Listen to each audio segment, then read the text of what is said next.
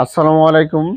যারা পুলেট মুরগি কিনতে চাচ্ছেন, যারা ভাবতেছেন যে আমি পুলেট মুরগি ক্রয় করব, আপনাদের সামনে নতুন করে একটা ভিডিও নিয়ে আসছি।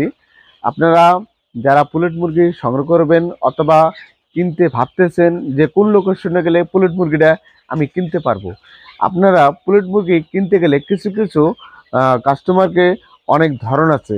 যেমন কাস্টমারকে অবশ্যই জানতে হবে এটা কোন হ্যাচারের থেকে আপনি নিয়ে আসছেন, সেটা আপনারা আমাকে প্রশ্ন করবেন। আর আমি আপনাকে যে হ্যাচারি থেকে নিয়ে আসছি সেই হ্যাচারি থেকে আমি আপনাদের যেটা সঠিক তথ্য সেটা আমি বলবো। আর আপনারা কমেন্টে অনেক কিছু লেখেন যে ভাই আপনারা কতদিন কতদিন বয়সের মুরগিটা আপনাদের কাছে অল টাইম পাওয়া যাবে। তা আমি আপনাদেরকে যারা আমার গ্রাহক, যারা প্রজেক্টের মালিক, আমি তাদেরকে বলছি আপনি যে কোনো বয়সের মুরগি আমার কাছে পাবেন।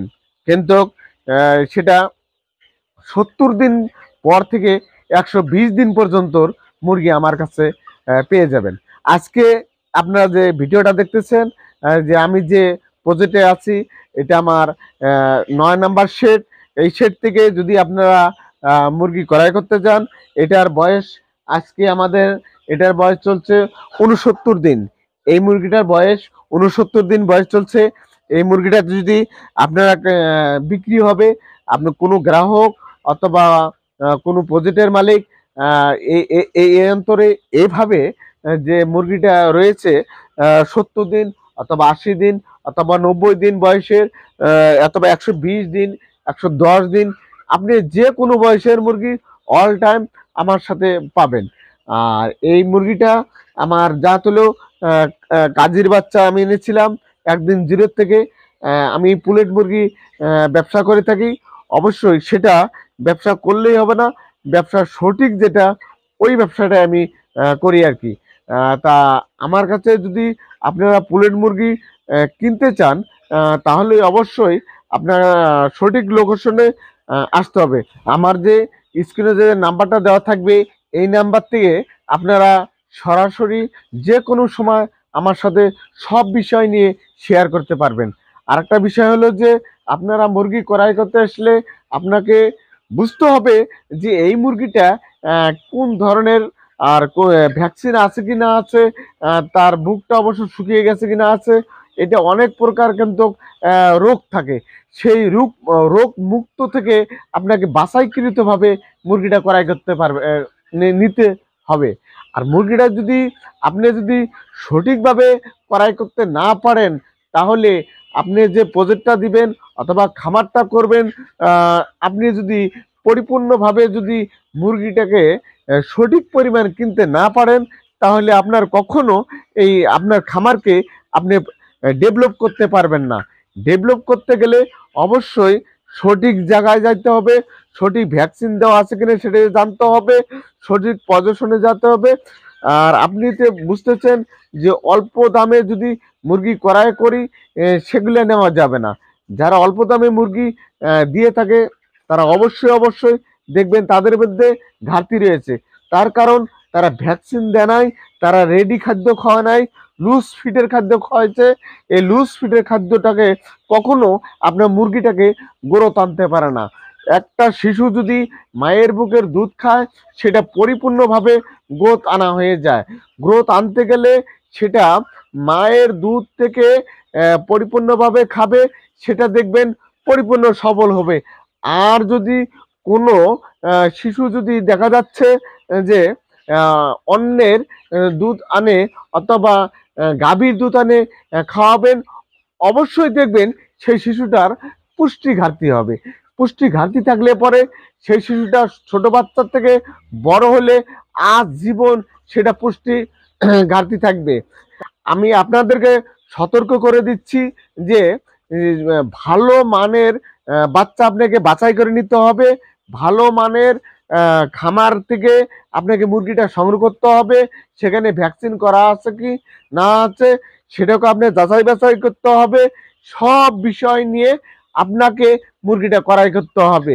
আপনি যদি মুরগি ক্রয় করতে আসেন, অবশ্যই হালিম এগ্রো ফার্ম থেকে মুরগিটা ক্রয় করবেন।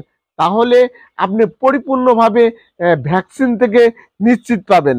আমার মতো ইউটিউব চ্যানেল থেকে সবাই করে বসে আছে, এই ইউটিউব চ্যানেল করে এমনও প্রক্রিয়াধীন আপনাদের কাছে অর্ডার নিচ্ছে, এই অর্ডার নিয়ে বিভিন্ন জায়গার থেকে মাল নিয়ে আপনাদের কাছে দিচ্ছে। এইটা এটার থেকে, এই প্রতারণা হাতের থেকে দূরে থাকবেন।